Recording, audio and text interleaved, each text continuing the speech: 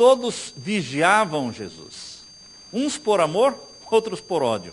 Você também é vigiado pelos inimigos, sabiam? Porque os inimigos seus não tiram os olhos de você. Eles deitam pensando em você. Eles acordam pensando em você. E quando eles acordam de madrugada, eles pensam em você também. Os inimigos não tiram os olhos de você. Assim como não tiravam os olhos de Jesus. Mas os amigos também não tiram os olhos de você. Os amigos pensam em você o tempo todo. Jesus era acompanhado por uma multidão.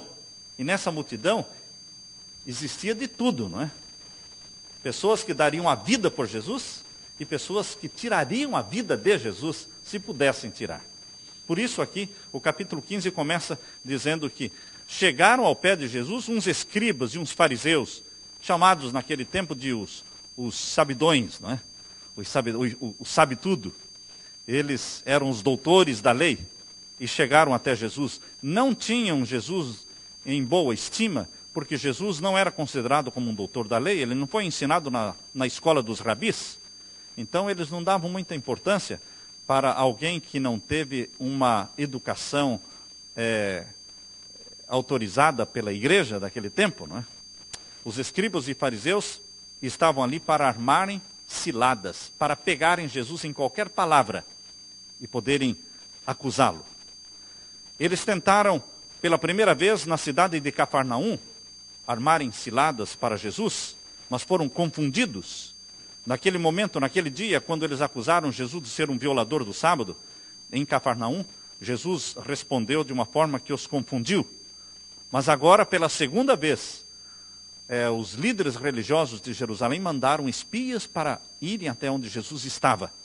Essa outra delegação, que está aqui no capítulo 15, já é uma segunda vez, uma segunda tentativa de armarem uma cilada para Jesus.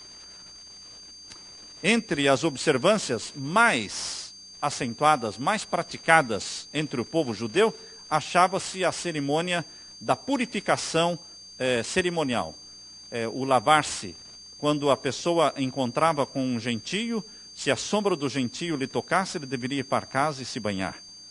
Antes de comer, por exemplo, eles tinham que lavar as mãos 7 vezes. Nós costumamos lavar a mão antes de comer, não é? Às vezes esquece-se, mas geralmente a gente lava as mãos antes de comer. Mas os judeus, eles lavavam 7 vezes as mãos antes de comerem. Era algo... Existiam tantas leis de purificação, eram dezenas, centenas de leis, que uma pessoa que vivesse 80 anos, ele durante 80 anos não conseguiria decorar todas as leis, porque tão numerosas eram as leis de purificações que existiam. Eram tão meticulosos, as regras concernentes às purificações eram centenas delas. Todos os anos da sua existência mal dariam para que você pudesse aprender todas elas. A vida dos que procuravam observar essas exigências de purificação dos rabinos era uma vida pesada, era uma vida de fardo. Os judeus eram especialistas em transformar a religião de Nosso Senhor Jesus numa religião de fardo. A guarda dos mandamentos de Deus, o Santo Sábado, eles transformaram num fardo. E mesmo as leis da saúde, eles transformaram num fardo. E aqui está Jesus Cristo, no capítulo 15, enfrentando estes inquiridores, inimigos. Jesus e os discípulos, eles lavavam as mãos antes de comer, mas eles não lavavam 7 vezes. Jesus e os discípulos guardavam o sábado, mas não guardavam do jeito que os fariseus guardavam. Portanto, quando você encontra na Bíblia textos dizendo que os fariseus acusando Jesus de violador do sábado, Jesus nunca foi um violador dos mandamentos de Deus, porque a Bíblia diz que pecado é a transgressão da lei de Deus, 1 João capítulo 3, verso 4, e Jesus nunca pecou, por isso ele nunca transgrediu nenhum dos mandamentos da lei de Deus. Mas na mentalidade dos judeus, dos fariseus, dos doutores da lei, Jesus transgredia o sábado ao curar as pessoas no sábado, ao fazer o bem no sábado. Mas Jesus nunca violou nenhum dos 10 mandamentos. Da mesma forma, Jesus, ao ser acusado de estar comendo ele e os seus discípulos sem lavar as mãos, isso não estava entre os 10 mandamentos, o lavar as mãos? Era uma tradição, mas uma boa tradição lavar as mãos. Mas também deveriam evitar o exagero, né? Por que 7 vezes lavar as mãos? Cristo Jesus estava ali diante daqueles espias e tomaram a atitude dos discípulos comerem sem lavar as mãos 7 vezes como um pretexto para acusá-los. Não atacaram diretamente a Jesus, mas eles fizeram uma pergunta. Aqui diz no capítulo 15 e o verso 2, por que transgridem os teus discípulos a tradição dos anciãos? Ainda bem que eles sabiam que era tradição. Ainda bem que eles não disseram, por que transgridem os teus discípulos os mandamentos de Deus? Porque eles sabiam que não eram mandamentos, era tradição dos anciãos. Nós temos muitas tradições de anciãos, não é? Algumas tradições que a igreja nossa possui, não ferem nenhum princípio da Bíblia, mas pode ser que nós nos apeguemos tanto a tradições que esqueçamos o principal. Tá certo? Por que transgridem os teus discípulos a tradição dos anciãos? Pois não lavam as mãos quando comem pão. Sempre que a mensagem da verdade se apresenta às almas com poder, Satanás suscita, desperta instrumentos para disputarem sobre qualquer outro assunto para desviar a conversa. Jesus estava pregando um assunto sério e eles tentaram desviar o assunto do sermão de Jesus para um assunto que não tinha importância na mente de Jesus, que era o lavar 7 vezes as mãos. Por que transgridem os teus discípulos a tradição dos anciãos? Quando quer que se comece uma boa obra, há pessoas prontas a suscitar discussões sobre formas e detalhes técnicos para desviar a mente da verdade. Você pode estar estudando a Bíblia de uma maneira clara, transparente, Bíblia explicando Bíblia, texto, levando a outro texto, mas alguém pode vir com uma tradição, mas isso aqui você já tem outros doutores da lei que estão de acordo com este ensinamento da Bíblia? Ou seja, eles fogem da Bíblia buscando apoio o quê? Humano, apoio da tradição, quando a Bíblia é clara em afirmar isso, em afirmar aquilo. Quando nós estamos vendo que a Bíblia afirma claramente e nós não damos valor às afirmações da Bíblia e vamos em busca de confirmação ou de suporte humano, nós estamos buscando o quê? Tradição e desprezando a Bíblia, a palavra de Deus. Isso acontece hoje, como aconteceu naquele tempo. A única coisa importante na mente de Jesus é essa. Você crê que Jesus Cristo é o Filho de Deus? Está a sua vida em harmonia com a lei divina, os 10 mandamentos? Jesus disse, aquele que crê no Filho tem a vida eterna. Aquele que não crê, não tem a vida eterna. E Jesus ainda disse, nisto conhecemos, sabemos que o conhecemos, se guardarmos os seus mandamentos. Jesus nunca perdeu tempo para falar de tradições. Mesmo as boas tradições, ele não gastava tempo. O tempo dele era muito importante para ser gasto em tradições. Jesus não fez nenhuma tentativa para se justificar. Não se defendeu. Mas ele disse o que está aqui no capítulo 15, verso 3. Ele, porém, respondendo, disse-lhes, por que transgredis vós também o mandamento de Deus pela vossa tradição? Nós aprendemos durante esse final de semana que Jesus geralmente respondia perguntas fazendo pergunta. É um bom método, é sábio você responder perguntas fazendo perguntas. A pergunta foi feita, por quê? Os seus discípulos transgridem a tradição dos anciãos, não lavando as mãos. Jesus fez outra pergunta, verso 3. Por quê? Vocês transgridem o mandamento de Deus. Vejam que Jesus não discutiu sobre tradição. Jesus não quer dizer o que disse o doutor fulano de tal. Jesus queria mencionar o verdadeiro princípio dos mandamentos de Deus. Por quê? Vocês transgridem o mandamento de Deus através da vossa ou da sua tradição? Uma pergunta muito fácil na mente de Jesus, mas difícil de ser respondida pelos que não eram sinceros de coração, não é? Uma pergunta difícil de ser respondida. A Bíblia diz aqui no capítulo 15 ainda, no verso 5, no verso 4, né? Eles responderam. Não é, o Jesus mesmo continua falando no verso 4. Porque Deus ordenou, dizendo, honra ao teu pai e à tua mãe.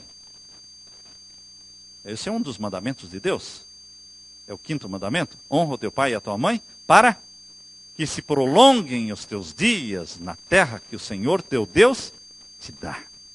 Honra aos pais, respeito aos pais, obediência aos pais, sustento dos pais na velhice, cuidado dos pais na doença, não abandonar os pais, não colocá-los em nursing home e deixá-los lá. Ah, mas é incômodo recebê-los, atendê-los na velhice em casa. Eles cuidaram de você quando criança, eles perderam noites e noites acordadas, cuidando de você, dando a vida para salvar a sua vida. E agora você acha muito incômodo cuidar dos seus pais doentes ou necessitados? Os judeus criaram uma lei, ou seja, não uma lei, uma tradição, para desobrigar os filhos de cuidar dos pais. Os filhos estariam desobrigados de respeitar os pais. Os filhos estariam isentos de sustentar os pais na necessidade ou na velhice, se eles dedicassem todos os bens deles ao templo. Fazendo assim, eles poderiam conservar os bens com eles até morrerem. E eles, ao morrerem, os bens seriam transferidos todos para o templo. E os pais, nada. Essa era uma lei entre eles. Não lei de Deus, mas era uma lei humana. E os doutores da lei, os líderes religiosos, tinham muito interesse nessa lei. Por quê? Uma lei que canalizaria muitos bens materiais para o templo. Eles tinham olhos cheios de cifrões, igual o tio Patinhas, né? Só enxergavam cifrões, só dinheiro, só interesse. Eles não estavam preocupados em que os filhos atendessem os pais, cuidassem dos pais, alimentassem os pais. Por isso, Jesus Cristo fez essa pergunta. Por quê que vocês transgridem o mandamento de Deus? Está se referindo ao 5º mandamento, honra o teu pai e tua mãe, através da tradição. E o verso seguinte, verso 4, né? Porque Deus ordenou dizendo, honra o teu pai e a tua mãe, e quem maldisser ao pai ou à mãe, morra de morte. Agora disse Jesus, verso 5, vocês dizem, através da sua tradição, qualquer que disser ao pai ou à mãe, é oferta ao Senhor, o que poderia aproveitar de mim? Esse não precisa honrar nem ao seu pai e nem à sua mãe. Qualquer filho que dissesse Corban. Corban era a palavra que eles diziam para o pai e para a mãe, para se referirem que tudo que eles tinham estava dedicado ao Senhor. E eles não iam usar aquele dinheiro para aliviar o sofrimento dos pais, doença ou necessidade física. Pertence ao Senhor. Queridos, quando Jesus fez essa pergunta, Jesus estava destacando que eles estavam transgredindo o 5º mandamento como não sendo de nenhuma importância. Mas eram por demais exatos em executar eles a tradição dos anciãos. Ensinavam ao povo que a dedicação da sua propriedade ao templo era um dever mais sagrado que o próprio sustento dos pais. E que por maior que fosse a necessidade dos pais, seria sacrilégio dar ao pai ou à mãe qualquer parte do que fora consagrado ao Senhor. Um filho desobediente só tinha que proferir uma palavra para ficar isento da desobediência. Corban. Esses bens são do Senhor. Dedicando-os a Deus, poderia conservá-lo consigo. Estava assim tanto em vida como na morte, na liberdade de desonrar ou prejudicar os pais, sob a capa de uma pretensa devoção a Deus. Nunca, por palavra ou por ato, Jesus diminuiu a obrigação dos filhos para com os pais. Mesmo na cruz do Calvário, quando Jesus estava para morrer, olhando para João, o discípulo amado, ele disse para João: eis aí a tua mãe. João entendeu que Jesus estava colocando a sua mãe aos cuidados de João, porque quem cuidaria dela? Ela não tinha outros filhos. Os irmãos e as irmãs de Jesus eram filhos de José, que era viúvo quando casou com Maria. Não eram filhos de Maria.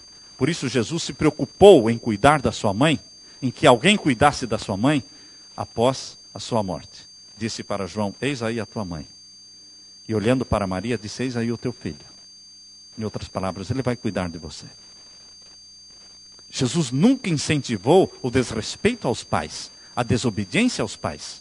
Mas os líderes religiosos, por avareza, por mercenários que eram, eles colocaram uma tradição que invalidava o 5º mandamento da lei de Deus. Quando Jesus Cristo louvou aquela mulher pobre que deu tudo o que tinha, uma moedinha, e era tudo que ela tinha, Jesus estava mostrando que era importante dar ofertas, dar dízimos e ofertas ao Senhor. Jesus não é contra em dedicar algo que você tem para o Senhor. Jesus não é contra isso. Mas ele é contra quando você faz isso para desobedecer ou para desonrar ou para ficar isento de respeitar os pais. Porque um mandamento de Deus não pode invalidar o outro. Não podemos, na desculpa de obediência, de consagrar algo para Deus, desatender os nossos pais. Por isso que Jesus disse: hipócritas. Vejam aqui no capítulo 15. Capítulo 15, verso 6, né? Já lemos o 6, né? Verso 7, hipócritas, bem profetizou Isaías a respeito de vocês. Eu não sei se a igreja continuaria amando o pastor Jesus, se o pastor Jesus chamasse-os de hipócritas. Jesus não chamava o pecador, uma pobre Maria Madalena, ou um Zaqueu, ou um pecador, reconhecidamente pecador, de hipócrita. Mas ele chamava de hipócrita aqueles que arrotavam santidade, aqueles que eram santos de fachada, mas eram sepulcros caiados, eram corruptos, eram corroídos por dentro, mas eles aparentavam santidade. A estes Jesus chamava de hipócritas. Mas o pecador que clamava perdão, por pior que fosse aquele pecador, Jesus nunca o chamaria de hipócrita. Queridos, Jesus Cristo sempre está disposto a perdoar aqueles que vêm a Ele e pedem perdão. Mas Jesus não suporta, não tolera fingimento. Pessoas que fingem, representam santidade, quando não amam a santidade de Jesus. Verso 8. Isaías, ele está citando o profeta Isaías. Isaías diz: este povo me honra com os seus lábios, mas o seu coração está longe de mim. Mas em vão me adoram, ensinando doutrinas que são preceitos dos homens. É vã, é inútil a adoração a Jesus, quando nossa adoração está fundamentada na tradição. Nós temos que adorar a Deus, tendo base nos mandamentos de Deus, não nas tradições dos homens. A igreja está cheia de tradições, irmãos. A igreja cristã. Vocês sabem que a igreja cristã, ela se desenvolveu em cima de tradições, declarando que Pedro foi o primeiro bispo de Roma e colocando Pedro como o primeiro papa, porque ele foi o primeiro bispo de Roma. Isso é tradição. Isso não está na Bíblia. Isso é tradição. Esse livro aqui, Vicars of Christ, Vigários de Cristo, The Dark Side of the Papacy, ou seja, o lado escuro, o lado negro do papado. Nesse livro escrito por um católico, jesuíta, porque os jesuítas são a classe intelectual do Vaticano. Peter de Rosa, ele escreveu esse livro, e aqui no começo desse livro ele diz assim: os historiadores concordam que Pedro viveu no máximo 3 ou 4 anos em Roma, não mais do que isso. E durante esse período que ele viveu em Roma, ele nunca tomou a responsabilidade, a liderança da igreja de Roma. Ele não era bispo nem mesmo em Jerusalém, Pedro. O bispo de Jerusalém era o irmão de Jesus, Tiago. Um dos irmãos de Jesus por parte de José. Isso está lá em Atos, capítulo 15, né? Pedro não era bispo nem em Jerusalém, e muito menos em Roma. Na lista dos bispos de Roma, nunca apareceu o nome de Pedro. E existe essa lista, né? Por volta do ano 178 a 200, o bispo de Lyons, ele que foi discípulo de Policarpo, bispo de Esmirna, e diz que bispo de Esmirna, ele foi discípulo de João, o discípulo amado. Ele numerou todos os bispos de Roma até o número 12 nos seus dias, mas não existe o nome de Pedro. A lista dos bispos de Roma começa com Linus, o primeiro. Linus era um escravo que se tornou cristão e se tornou o primeiro bispo de Roma. Da onde eles tiraram então a ideia de que Pedro foi o primeiro papa, o primeiro bispo de Roma? Da tradição, não da Bíblia. A santificação do domingo, como um dia sagrado, isso sempre foi um dia sagrado no paganismo, Sunday, dia do sol, de adoração ao sol. Mas de onde a igreja de Roma tirou a ideia de que o domingo era um dia sagrado para os cristãos? Da tradição. Por isso, no dia 7 de março de 321, Constantino, o imperador pagão, ele instituiu o domingo como dia sagrado. E o bispo de Roma, naquele tempo, Eusébio, Silvestre, aliás, o bispo de Roma naquele tempo era Silvestre, né, em português. Ele aceitou. Outra tradição, irmãos, o Natal foi instituído na igreja cristã como sendo o nascimento de Jesus, não com base na Bíblia, mas com base na tradição pagã. Eles usaram uma festa pagã e introduziram na igreja cristã com o nome de Natal, o nascimento de Jesus, no ano 336, no tempo de Constantino também. A oração pelos mortos, que se faz hoje, foi introduzida na igreja cristã no ano de 300. Os sacerdotes começaram a se vestir diferente, aquela batina, não é? Eles começaram a se vestir diferente dos membros da igreja somente no ano de 500 da nossa era. A doutrina do purgatório, onde as almas ficam sendo queimadas e purificadas, essa doutrina do purgatório foi criada pelo Papa Gregório I no ano de 593. Tirando da Bíblia? Não, tirou da tradição. A tradição é um baú, é um grande baú, que quando eles querem, eles levantam a tampa e pegam de lá, do baú da tradição, o que eles querem. É fácil, né? Eles não precisam ter nenhum verso da Bíblia para confirmar dogmas que foram estabelecidos com base na tradição. Não precisam de textos da Bíblia. Não precisam o assim diz o Senhor. Basta o assim diz a tradição. Orações começaram a ser feitas a Maria no ano 600. Até o ano 600 ninguém tinha ideia de orar a Maria. Mas a partir do ano 600 começaram a fazer orações à Virgem Maria. O título Papa foi dado pela primeira vez ao Papa Bonifácio III pelo imperador Focas no ano de 607. Até o ano 607, o bispo de Roma não era chamado Papa. Era chamado bispo. Bispo de Roma. Tinha o bispo de Esmirna, bispo de Jerusalém, bispo de Antioquia, bispo de Éfeso e bispo de Roma. Eram bispos todos. Mas em 607, o bispo de Roma começou a ser chamado Papa. Beijar os pés do Papa começou a ser uma prática através do Papa Constantino no ano 709. Só que alguns não permitiam que beijasse os pés porque eles tinham sífilis. Sífilis era a doença do Vaticano. Sífilis era uma doença muito própria do sacerdócio católico, por causa da promiscuidade.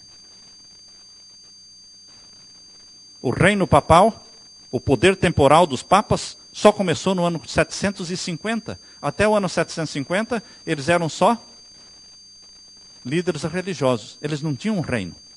Mas em 750, através do rei dos francos, ou seja, rei da França, Pepino, nome dele, eles transformaram o papado num reino temporal.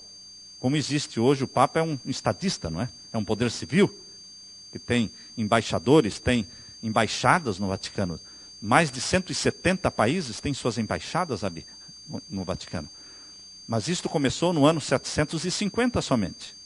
A adoração da cruz só começou, ou das imagens também, e das relíquias, só começou em 786. Tudo isso tirado da Bíblia? Não, tirado da tradição. Por isso Jesus diz, vocês invalidam o mandamento de Deus através da tradição. Em vão me adoram, ensinando doutrinas que são doutrinas de homens, que têm base na tradição e não têm base na Bíblia.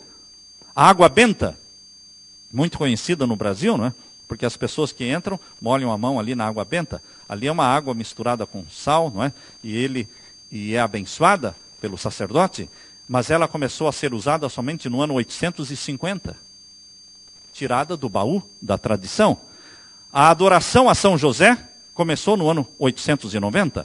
A canonização dos mortos, dos santos mortos, começou com o Papa João XV, em 995. Até 995 não existia nenhum morto canonizado. E de repente descobriram que eles poderiam ser canonizados. Tiraram a canonização do baú. Não é o baú da felicidade, não.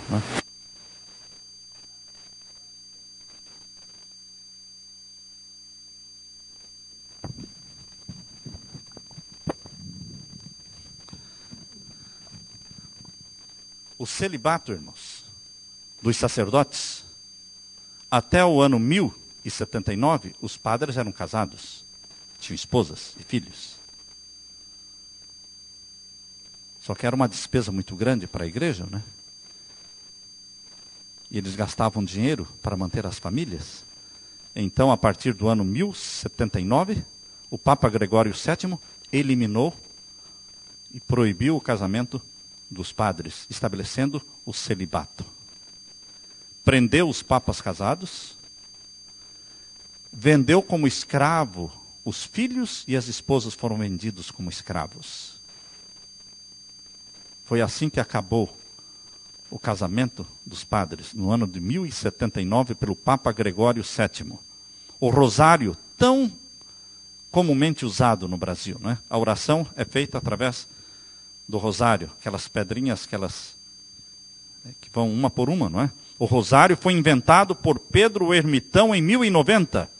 A venda das indulgências, ou seja, você poderia comprar o perdão dos seus pecados, isso começou a ser vendido a partir de 1190. A confissão auricular, quando você confessa os seus pecados a um padre, contando para ele os seus pecados e não diretamente a Jesus, a confissão auricular começou através do Papa Inocêncio III em 1215. Quer dizer que até 1215, eles praticavam a confissão a Deus, em nome de Jesus. Mas a partir de 1915, agora era através do padre. Confissão auricular. Uma maneira de ter domínio sobre as vítimas. A confissão auricular é um meio, é uma estratégia dos padres explorarem mulheres. Tantos pecados estão ali escondidos e acobertados pela confissão auricular. Quando a pessoa tem que abrir o coração e falar os problemas íntimos. E pessoas e sacerdotes com natureza pecaminosa tiram proveito disso. A Bíblia foi proibida aos membros A Bíblia foi colocada na lista dos livros proibidos de serem lidos no Concílio de Valença, em 1229. Com base em quê? Eles colocaram a Bíblia na lista dos livros proibidos. Eles tiraram isso do baú da tradição. O purgatório foi proclamado como dogma no Concílio de Florença, em 1439. A doutrina dos 7 sacramentos foi afirmada somente no ano de 1439. A Ave Maria, tão comumente usada hoje, só foi instituída no ano de 1508. A tradição foi declarada igual à autoridade da Bíblia somente no Concílio de Trento, em 1545, no tempo de Martinho Lutero, no Concílio de Trento. Foi lá que eles declararam que a tradição tem a mesma autoridade da Bíblia. Os 7 livros apócrifos que existem no Antigo Testamento, livro de Tobias, de Judite, de Macabeus, esses livros apócrifos que não foram inspirados, mas foram introduzidos no Velho Testamento da Bíblia Católica, somente no ano de 1546. A Imaculada Concepção da Virgem Maria, a doutrina de que a Virgem Maria teve também um nascimento miraculoso, assim como Jesus, porque nós sabemos que a Bíblia diz que Jesus foi gerado pelo Espírito Santo e nasceu sem pecado. Mas eles dizem que Maria também foi gerada pelo Espírito Santo e nasceu sem pecado. Eles descobriram isso somente no ano de 1854. Mas eles descobriram esta doutrina falsa da Imaculada Concepção da Virgem Maria em 1854 com base na tradição e não com base na Bíblia. A Bíblia não fala sobre a concepção da Virgem Maria. A infalibilidade papal foi proclamada somente em 1870. Vejam que até 1870 os papas não sabiam que eles eram infalíveis. E de repente eles descobriram em 1870 que eles eram o quê? Infalíveis. Da onde eles tiraram? Do baú da tradição. Papa Pio IX, 1870. Foi só no ano de 1950 que o Papa Pio XII, em 1950, descobriu que a Virgem Maria morreu e foi assunta ao céu. E ela está no céu. Em 1950 foi proclamada a Assunção de Maria. E Maria foi proclamada como mãe da igreja somente pelo Papa Paulo VI, em 1965.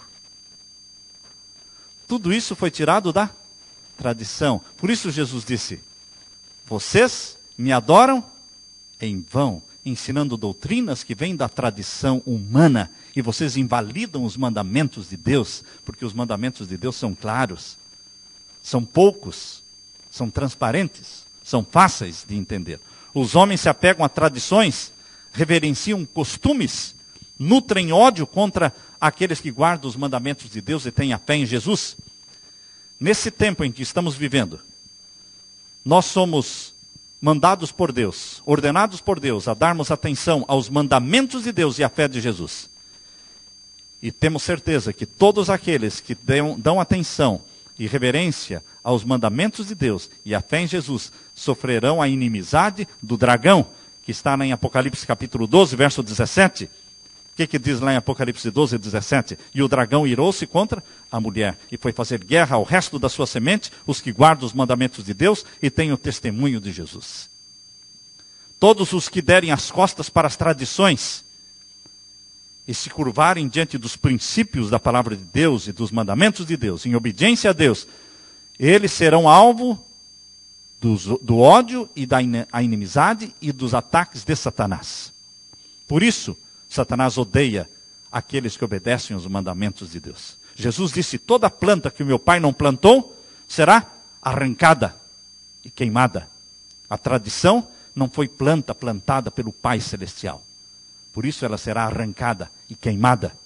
Em lugar da autoridade dos pais da igreja, Deus pede que aceitemos a autoridade do Pai Eterno. A pergunta não é: o que dizem os pais da igreja? A pergunta correta é: o que diz o nosso Pai Celestial na Bíblia? O que disse Jesus Cristo na Bíblia? Essa é a pergunta que devemos fazer. Que todos os que aceitam a autoridade humana, aqueles que aceitam os costumes da igreja, aqueles que aceitam as tradições dos pais da igreja, atendam à advertência de Jesus, quando disse, em vão me adoram, ensinando doutrinas que são preceitos de homens. E esteja você, meu irmão, entre aqueles que guardam os mandamentos de Deus e têm a fé em Jesus. Amém? Amém. Louvado seja Deus.